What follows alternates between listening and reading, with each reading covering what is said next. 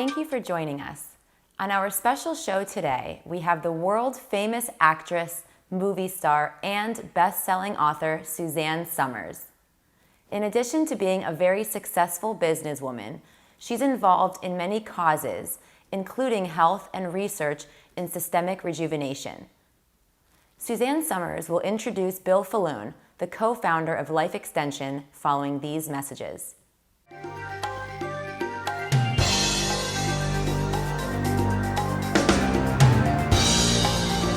Ladies and gentlemen, may I have your attention, please? Welcome, all of you.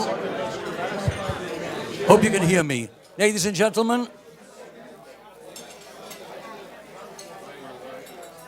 I would like your attention, please. Thank you. We have the profound privilege and honor of welcoming here tonight our superstar. Ladies and gentlemen, big hand for Suzanne Somers.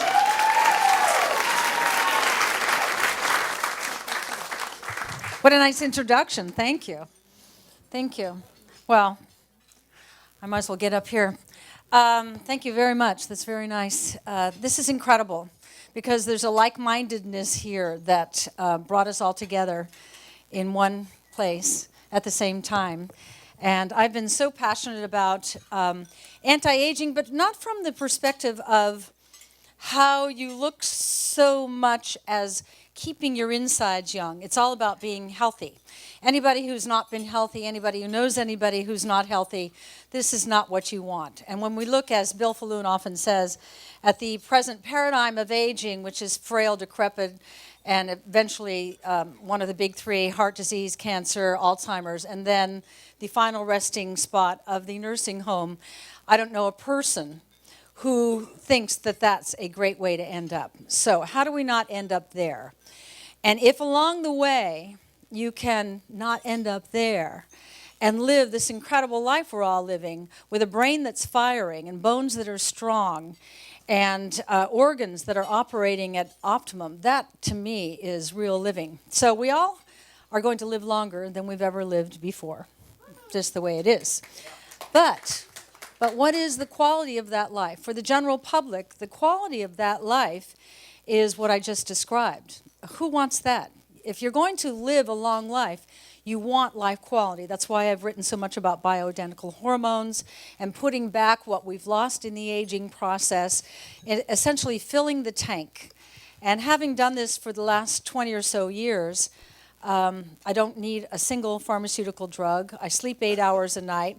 As you all probably know from my last book, I have a rockin' libido.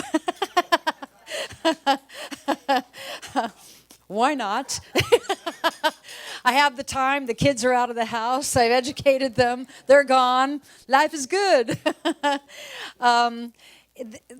You know, being alive while you're alive is what we're striving for. So that is, I believe, the thread that has brought us all here tonight. But I started this, I've written 26 books. I can't remember when I first met Bill Faloon. It was at least 15, 20 years ago, something like that. I've been so profoundly impressed by him and Life Extension. They've taught me so much.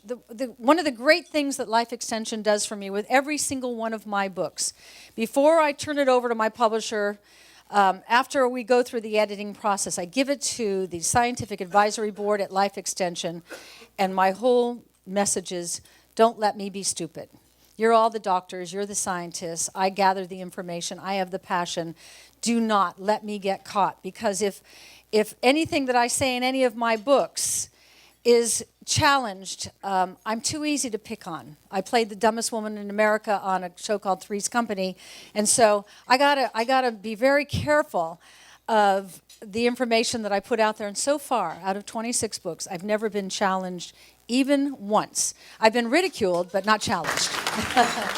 And that is as a result of what Life Extension has done for me. They have done things that are incredible. You know, you all take melatonin at night to go to sleep.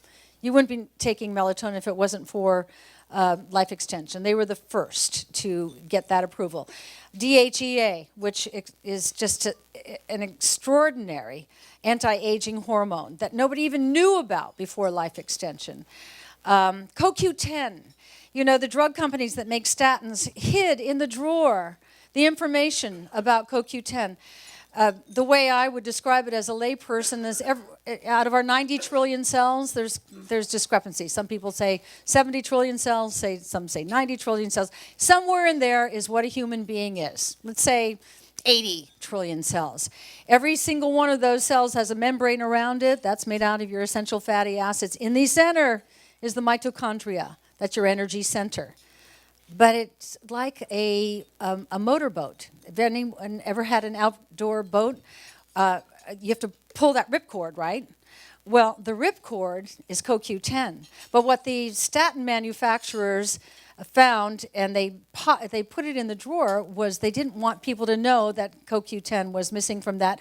And that is where all that muscle wasting came from, and lack of people who've been on statins for a long time who can't think. We've all been around people like that who just can't remember anything. So it was Life Extension that discovered the absolute profound benefits for energy of CoQ10. When you see an old person walking across the street, what do you see? You see decrepit, frail, right? They don't have any CoQ10 because otherwise they wouldn't be walking like that. So these are remarkable things. There's so much more. Cimetidine, he's trying to get me on metformin. He's been trying. I don't take a single drug, so I keep fighting it. I know. I keep saying, but berberine does the same thing. Anyway, this is an ongoing discussion with Bill and I, but that's what I love about him, because we can have this ongoing discussion. Bill Faloon is the founder and editor of Life Extension Magazine. Life Extension Magazine and the foundation, the Life Extension Foundation, is a gift to all of us. And it is my pleasure to introduce Bill Faloon, who's going to make us even younger than we've ever been with a bunch of young blood. And who doesn't want a bunch of young blood? Not you girls. Bill Faloon, ladies and gentlemen. Thank you so much, Suzanne, for donating your valuable time. Suzanne's donating her valuable time to this humanitarian project that aims to save millions and millions of elderly people's lives. That is the purpose of this get-together tonight, to identify methods and then validate them to ascertain whether or not we can induce meaningful and systemic reversal of pathological aging processes. That is our enemy. Aging. Nothing else kills us. Aging will do it. And starting just a few years ago, the data started to come together. It meant that in the animal models, we were seeing old animals being made young again in response to the infusion, the continuous circulation of young blood into old animals enabled the older animals to grow biologically younger. And this caused a number of people to start thinking, why don't we start doing that with people? And in addition to young plasma transfer, we've got a number of individual groups who are now self-experimenting. And we're getting incredible reports that will soon be published in which we are seeing meaningful reversal of pathological aging processes already. So we call this a biomedical renaissance. And the term renaissance has meanings that identify exactly with what we're seeking to accomplish: rebirth, renewal, rejuvenation. This biomedical renaissance is the science of renewing elderly people. And frankly, most of you in this room fit into that category, including me. I'm 63 years of age. I could be collecting some Social Security if I wanted to. So we're officially elderly, and we need to be rejuvenated. Now, to put this into some context, back in 2015, the FDA approved the first clinical trial in history to see if a drug could reverse or just slow down aging in people. That drug is called metformin. And it happens to be approved. It happens to be approved to treat type 2 diabetes. Now, a lot of people, they don't think they have any kind of diabetic issues. But if you're over the age of 25, guess what? You're developing some insulin resistance. You're slowly losing glycemic control. So there's some real benefit to healthy people taking metformin today. Now, in response to that announcement that there's going to be a clinical trial to see if we can make older people younger or let them live to be a real long time, front page of the Wall Street Journal, 6 months later, publishes an article about how older people are scrambling to get into this clinical trial to see if metformin can alleviate their chronic ailments and potentially enable them to live to be a healthy old age. People scrambling to get into this study. Now that's year 2016, Wall Street Journal. Well, go back about 20 years. If you happen to be reading Life Extension magazine, you would have seen metformin as a listed anti-aging drug. We recommended metformin for healthy people in 1995. Now that's 20 years before the FDA approved a clinical trial to see if it even worked. And that has a lot to do with our topic tonight, because if we allow those kind of delays, and these delays are massive, we're going to die prematurely. And if you wonder why we were so enthusiastic about metformin, well, here's a study published in 1995, and it showed that diabetics who were on metformin, they had a 36% overall mortality risk reduction. Well, that's huge. If diabetics are dying at a 36% lower rate, why shouldn't we be taking metformin? Because it functions by multiple mechanisms to slow aging, reduce cancer risk, potentially reverse certain aging pathologies. Now you see that study, 1995, moved forward about 22 years, Journal of the American Medical Association, it shows that pre-diabetics, and remember, we are all in that pre-diabetic state for the most part. Pre-diabetics on metformin, they delayed or reduced their risk of progressing to full-blown type 2 diabetes by 31 to 58%. So if you wonder why we're so passionate about metformin, it's because there are hundreds of studies that validate the anti-aging potential of this drug. I've personally been taking it for almost 20 years right now. We've got a number of people who have also been taking it for almost 20 years. They're not diabetic yet, and they're not diabetic for one reason: they're taking their metformin.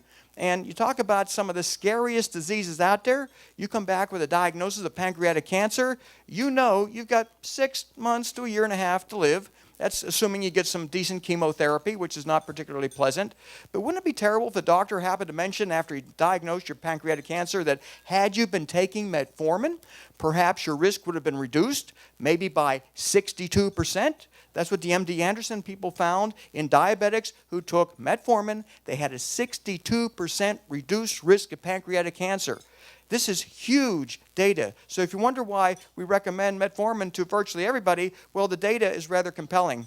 But here's the problem: the delay. Metformin was actually discovered in the 1920s, and they sat on it. They sat on it until, in England, they approved it in 1957 to treat type 2 diabetes. But the FDA didn't approve it until 1994. A huge 37-year delay. But an even bigger delay is, here I am talking about the fact that people should be taking metformin, and it's 61 years after it was approved in England. Those delays are unacceptable. We can't wait that long for technology. And I'm going to ask everyone in this room, how many are taking metformin right now? Well, we've had some success. That's a nice percentage. I'm glad our continuous publication has resulted in people accepting the fact that an anti-diabetic drug can have other benefits. So again, human age reversal, it's happening actually before our eyes as it relates to technology enabling people to live longer. Now this should have been a major headline, because this data published just a couple years ago shows that there's a 56% reduction in death rates from coronary artery disease. That happens to be the #1 cause of death in this country, and technology has evolved to the point where 56% fewer people are dying. And there's some good reasons for that. We're living healthier. There's better interventions, both conventional and alternative. Both conventional alternative medicine and healthier lifestyles have resulted in this huge 56% decline in the #1 cause of death. And that was ignored by the media. Here's a statistic published by a prestigious medical journal, and it's ignored. Now, I want to take a little bit of credit for that 56% reduction, because we advocated for the use of low-dose aspirin to reduce heart attack risk back in 1983. We battled the FDA for 15 years before they approved the use of low-dose aspirin. We risked going to prison by taking the stand that we did on aspirin. They actually came into our office, and they told us, you're selling this product called First Amendment aspirin. And the reason we called it that is if we got arrested, we were going to stand on the First Amendment and say, we're allowed to tell you that the medical journals are all pretty much consistent saying if you take aspirin, you have a lower risk of heart disease. And they realized they couldn't win in court. And they walked out very frustrated. So this is good data that we can relay about what we've done in the past. And the bottom line is, this is in the distant past. Life extension has been around 41 years. We cannot wait for age reversal technology. And here is a victim of delays in technology. Lyndon Johnson, I think all of you remember maybe his speech where he announced he wasn't going to run for the re-election in 1968. And the main reason was coronary artery disease. He had severely blocked coronary arteries. People in the Johnson family didn't live past the age of 60 for the most part. He knew he wasn't going to live long. So in 1968, he resigned. He was 59 years of age, and his coronary artery disease washed him up. And he died at the age of 64. Technology did not advance fast enough for Lyndon Johnson. We don't want to be a victim of those technology delays, because you look at these individuals, these leaders of our country, famous people, they're only alive today because of medical technology that accelerated fast enough for them to get coronary bypass and stenting and taking medications and nutrients that enabled them to avoid what Lyndon Johnson had to suffer through. And we're not talking about a long period of time. Lyndon Johnson died in 1973. If he had just been able to make it to around 1983, they could have safely done a bypass procedure or even a stent in him. So this is how close we are to potentially controlling aging. And if we don't accelerate it, we're in bad shape, because we're going to miss what I call the longevity boat. And that's why I started a brand new public benefit organization called the Society for the Rescue of Our Elders. That's us, by the way. We need to be rescued from the aging process. And our mission is to accelerate human age reversal research. We're tired of seeing the lab animals get all this benefit. Where their aging process goes the other direction, they live a lot longer, while we just stand there and age normally. We think that's actually absurd to let that happen. And just for the record, we do not accept donations, investments. We don't have any type of bias. We're going to recommend what we feel works, and we're going to validate wherever we can which age reversal therapies are inducing systemic age reversal. So there's no conflicts of interest, and that's very unusual, because almost everybody has their own thing to sell, so to speak. So they're a proponent for their technology, and they don't give you an unbiased view. We have a website. We hope you all log on to it and let us know that you want to be kept up to date, because when we send you an email, it'll contain information that will be very, very novel. Now, we picked that name based on a society in Amsterdam in 1767. A group of wealthy, civic-minded people got together, somewhat similar to this group here. They got together and they realized, these people falling into canals and drowning, we can apply some manipulation, some cardiopulmonary resuscitation techniques, not that they use that word, and we can bring them back to life. So they were saving people from death, basically. Within 4 years, they saved 150 human beings. Now, there's about 83 people in this room. I'd like to think that if we all work together, we can save each other from the horrific consequences of pathological aging. And basically, that group redefined death. A person who fell into a canal and drowned could be brought back to life. We intend to redefine aging so that it's no longer a degenerative condition. This is the mission of the Society for the Rescue of Our Elders. Again, a public benefit group, not a charity, by the way. This organization doesn't take money, doesn't give money, so we can be independent. We can give you information without worrying about the fact that when we say something like, it may be possible to reverse human aging today, it's not something that we're marketing. It gives us a big advantage. So you're going to be given a choice at the end of tonight. Do you want to be part of the control group, which is easy, you do nothing, and you'll degenerate, and you'll die. It's that simple. Now, if you want to be a little bit more aggressive, you can undergo some of the age reversal methodologies that we're advocating now, And we believe you can circumvent potentially every single one of those degenerative conditions. Because if we cannot induce systemic age reversal, we're really wasting our time. I mean, if we wipe out cancer, well, you're going to have a stroke or a heart attack several years later. At some point, something is going to do you in. Now, the biggest enemy is delay. I've shown this chart many, many times showing the 3,000-year history of smallpox, where even after Edward Jenner discovered how the cowpox vaccine could immunize people against smallpox, he did that in 1796. It took a long time before smallpox was eradicated. But this chart is really simple. A more realistic chronology is this, where Edward Jenner proved that the cowpox vaccine would prevent a person from developing smallpox, of contracting it. He did this and he was ridiculed. He met with fierce opposition from a medical establishment that was using actual smallpox pus lesion residue to inoculate people against smallpox. And if it worked, they were inoculated. If they happened to get infected with smallpox, they got smallpox. Jenner had a better technology, and yet he had to fight the establishment. But within a brief period of time, he did get some recognition. Now, this is the same slide you just looked at with a red box between years 1796 and, 1802. And we are in, I think, a similar situation today as it relates to aging.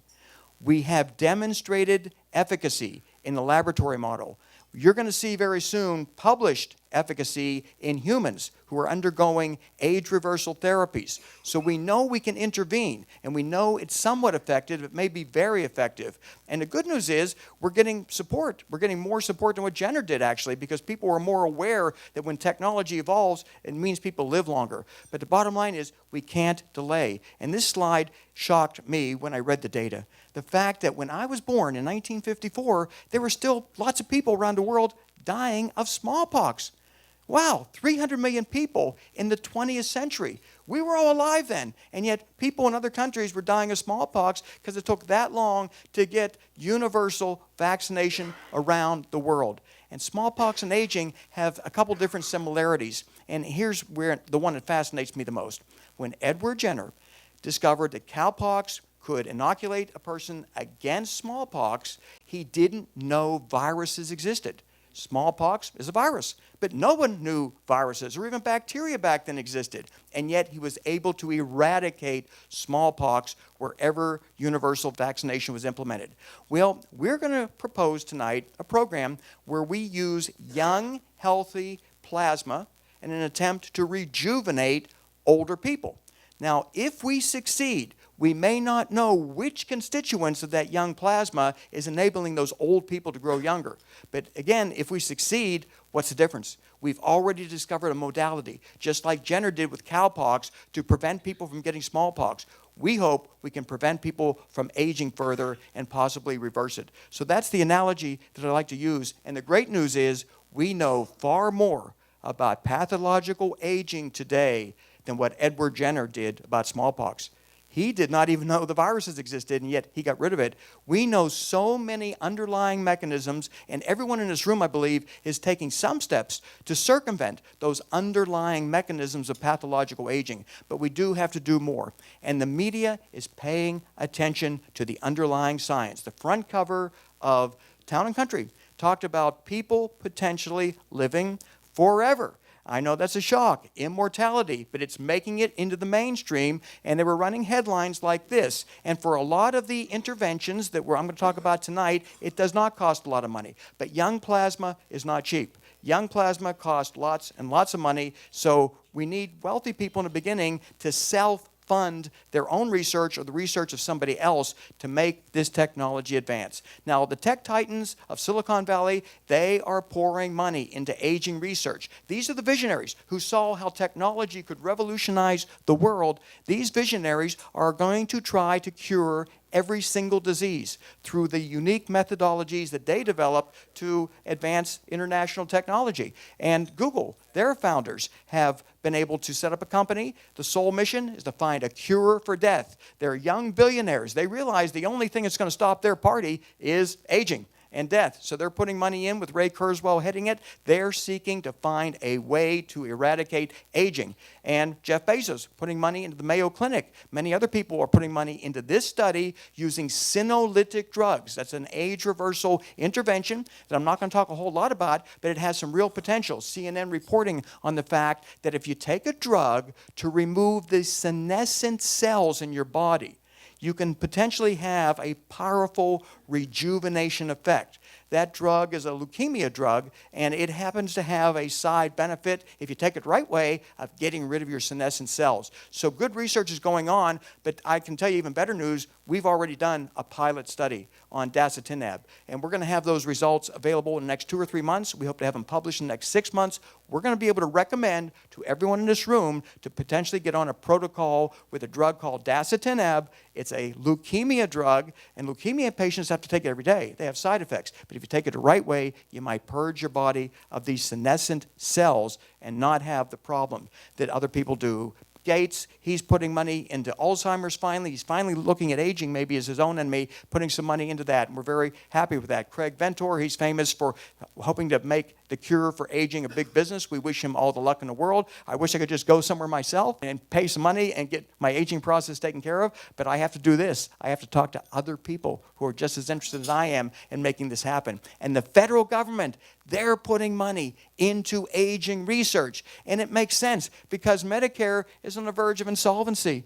But guess what? We find a way to delay aging even 5 to 10 years, and we spare Medicare from insolvency, at least in the near term. So we got a real good incentive. We've got the government, we've got the billionaires, we've got people like this in this room who are all focused on a common enemy, which is aging. And again, the media is picking up on what the scientists are finding. They're giving us some good coverage. And the Wall Street Journal, it did a study, or did an article about a drug called Rapamycin.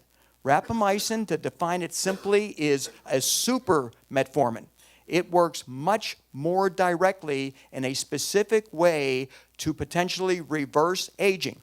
And what I'm going to do is play a little video for you to give you an idea about how potent this single drug can be, and we already have a Rapamycin protocol for anyone who wants to take advantage of it. Go, everybody, go!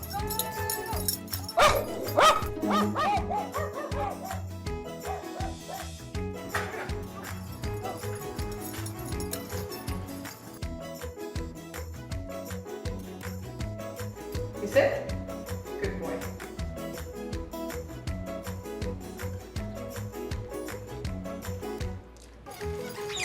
He should be at the end of his life. He doesn't look it. Yes.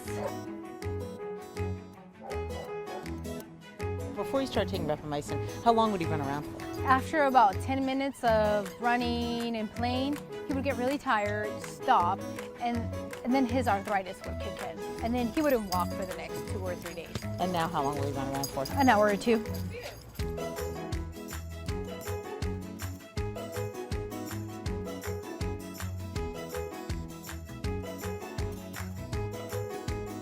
This drug is very likely to have the same effects on lifespan and health span in dogs and probably in people as we've seen in laboratory animals.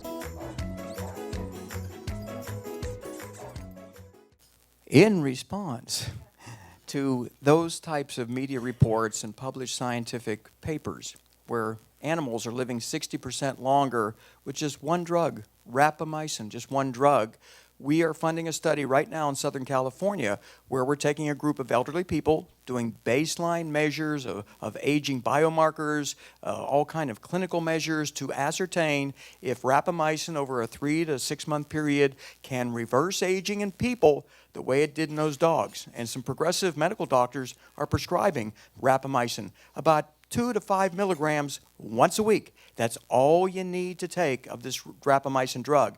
Now, organ transplant patients are prescribed Rapamycin 1 milligram every day. That induces side effects. If you take 2 to 5 milligrams once a week, we're not seeing side effects. And within 3 to 4 months, we are going to know if Rapamycin can reverse aging in people as effectively as it does in every animal species it's been tested in.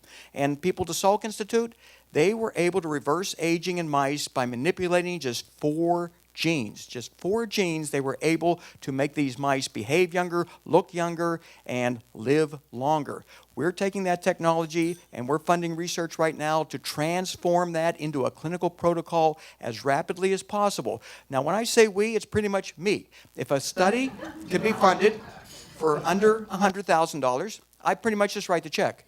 I mean, if I have a way to live a lot longer and someone needs 60,000, 30,000, 80,000, well, I just write the check. That's easy. It's a no-brainer. But these young plasma exchange studies, they're expensive. They require group participation. I can't do it alone. So this is one of the reasons we're together, to talk about funding studies that go beyond rapamycin and dasatinib and metformin. We can do that already. The young plasma, we feel, offers a much greater potential. Now, most of us are aware that people are living longer, but unless we really look at a chart, we don't quite fully appreciate the fact that people are living a lot longer today compared to when we were born. Now, I highlighted on that chart the period of 1940 to 1960, because I was born in 1954. And I'll tell you, if I was like 7, 8 years old and they were telling me your life expectancy is only 62, I would have been very perturbed. In fact, I probably was so perturbed, that's why I started Life Extension.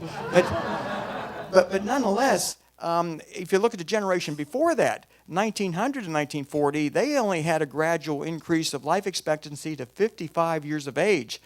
Is there anyone in this room who would accept 55 years? That's it? It's all over? Or 62 years? We don't accept it. Well, we're rebelling against the notion that 80 or 85 is enough time, because we believe we can increase lifespan exponentially far beyond what you're seeing here. And bear in mind, it's more than doubled since the founding of this country. In fact, 43% more people in the United States are living to age 100 compared to just year 2000. I mean, we talk about this renaissance, this biomedical renaissance. It's happening before our eyes, and we're just not fully aware of it. And if you wonder, well, how long can people really live? Well, a group of experts got together and had a paper published in Nature. That's a prestigious journal. And they determined there's no upper limit threshold as to how long people can theoretically live. They looked at the underlying mechanisms of aging. They said, well, if you circumvent these, then people will just simply stay alive. And this is an individual who could perhaps confer biological immortality. Dr. George Church, Harvard University, he is one of these CRISPR-Cas9 gene editing experts. But unlike many others, he's an immortalist. He does not want to die. He is pursuing research, and the good news is he's funded. He's gotten over $100 million of funding to perfect his gene editing technology. He believes in the next 5 to 10 years, and we've had this validated independently by people who have looked at his research trying to find, is this something that's not real? Can we poke holes in it? We can't. Within 5 to 10 years, we may no longer have to worry about biological aging. But I can tell you right now, looking at the people in this group, and it's a shame, that includes me, by the way, a lot of us won't be here in 5 to 10 years. Or if he's delayed an extra 15 or 20, a lot of us won't be here. We need to intervene into the aging process. And I read obituaries to stay motivated, by the way. And I mean, if you don't do that, you lose track of what's really happening.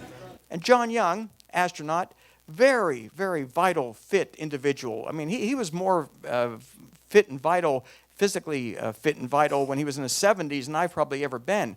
And yet he died of pneumonia a couple weeks ago. And pneumonia wasn't some strange bug that got into his lungs and he wasn't able to get rid of it. It was immune senescence. You get over a certain age, you can be really healthy. And he was doing all kinds of things in his late 70s, but he wound up dying of pneumonia. And when I read these obituaries, I get scared because I think, I've never been in as good shape as John Young, and he goes and gets wiped out by pneumonia. We've got to reverse immune senescence. And just another example, people with a lot of money. I mean, a son of the founder of Toyota, you got all that money, and he died around the same time of pneumonia. Immune senescence. Once your immune system disappears, you're vulnerable to malignancies, bacterial infections, viral infections, fungal infections. You need a healthy immune system. I'm going to go by these slides pretty quickly, but these are people who had a lot of money. They don't have it anymore because they're dead. And that's a little ridiculous. It is ridiculous when you have a lot of money and you don't target that money into research that could keep you and everyone you care for alive. People with a lot of money who even attempt sometimes to put a little bit in stem cell research, put a little cancer research, they don't target specific projects that could eradicate aging. And by eradicating aging, you eliminate the risk of a lot of these diseases. And for those who want to read this, it's going to be up on the Rescue Elders site, so all this you can review at your leisure. But I keep track of them all. I probably have right now 100 dead billionaire slides, and it's kind of ridiculous to have this kind of money, and you do very little to intervene into the aging process. Terry Stiles, very famous developer in Fort Lauderdale, I mean, he accomplished so much, and yet he's dead at a relatively young age. And these people are philanthropists. They give a lot of money away, but they're not doing it effectively enough to keep themselves alive. And this is my all-time hero as it relates to billionaires who realized, wow, it's not fun to be dying when you have a lot of money. The money means nothing to you as a disease is slowly killing you. He indicated here, I have cancer, I'm making more money than I've ever made, but money does not mean anything to me anymore. And what we're up against? The inertia. People don't understand that we're in the very beginning phases of a method that's going to enable people to live a lot longer. And as a result, a lot of people are critical. And they're critical of pretty much every new technology. But that same slide is going to wind up including human age reversal as being an obligation of medicine. An obligation that when people turn 40, 50, 60, the doctors say it's time to do an intervention. We need to keep you young. We can't let you get old. At this point, though, we need to reverse aging because delaying it only enables people to live longer.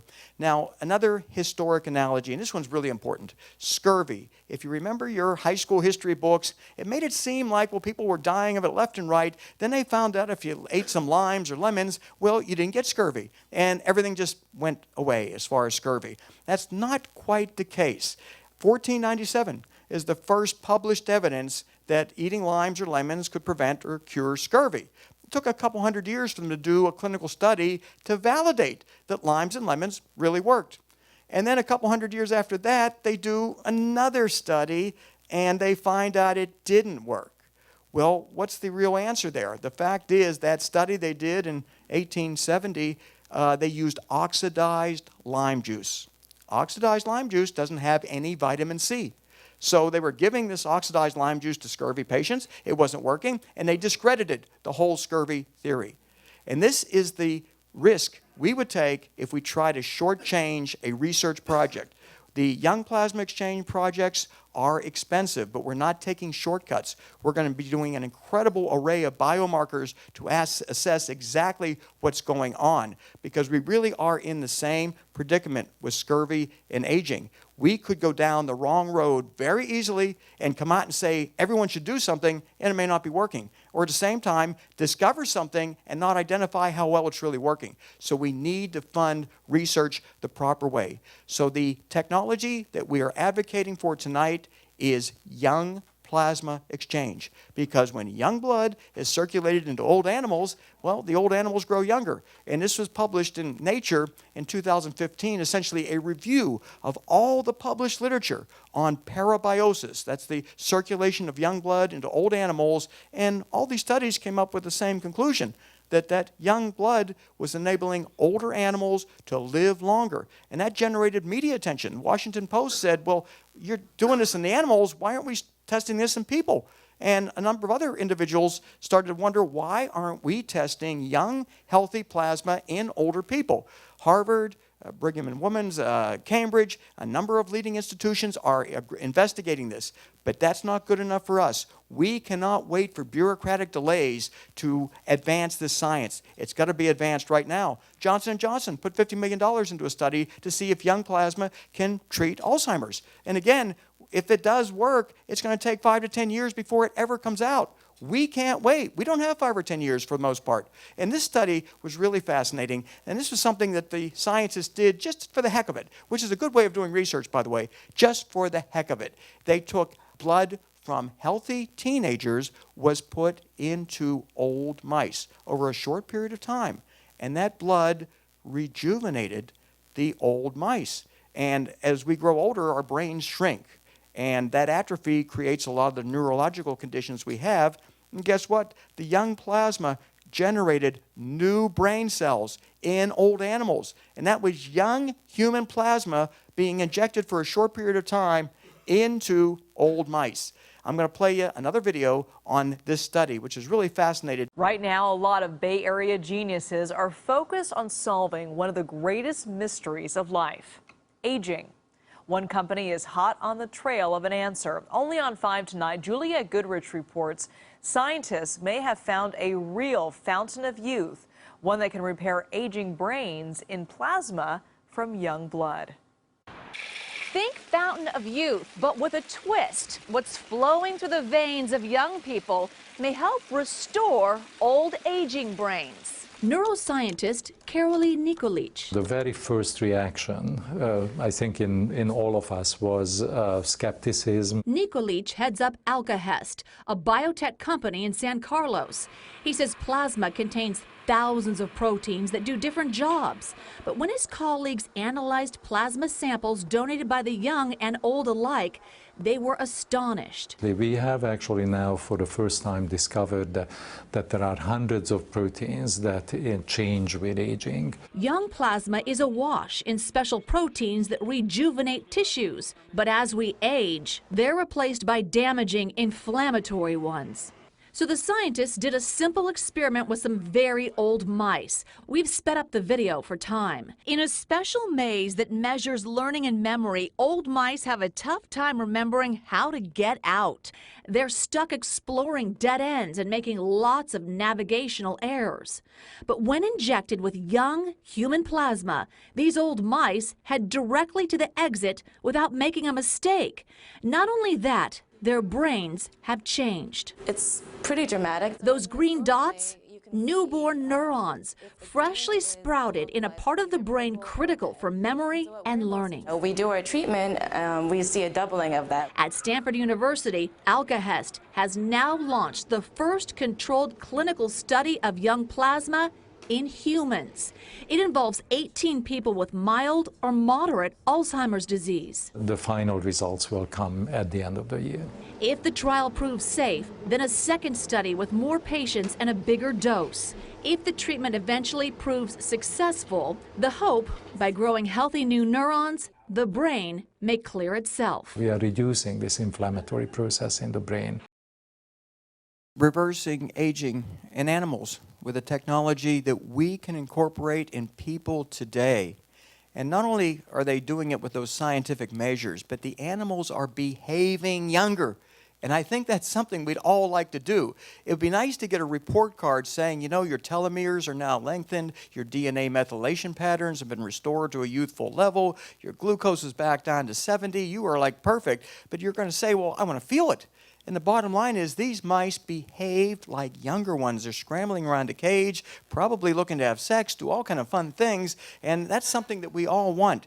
Now, this is the next to last slide that I'm going to show you, but it's the most terrifying one. I want to make it clear what this slide represents. I'm going to point to it. This box right here, it is a chart that shows parabiosis research in animal models. And that research peaked in 1972.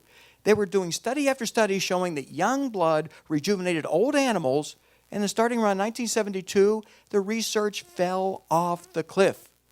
And that is a huge risk. If we don't initiate these studies that we are advocating using young plasma concentrates, this could very well disappear for 10 or 20 years. I mean, the scientists involved with this, number one, aren't going to receive funding for it forever. They're not going to live forever themselves. We need to initiate these studies right now, or we risk something like this happening, where, let's say 50 years from now, they start using young plasma and reversing aging, and they then show a recording of me talking in this room, saying, look at that group of people. They knew how to do it, but they just didn't want to push it forward. No one wanted to spend their money. They just didn't want to have this technology done, and here we're keeping young people from growing old with an existing therapy. So I want to thank you all for coming.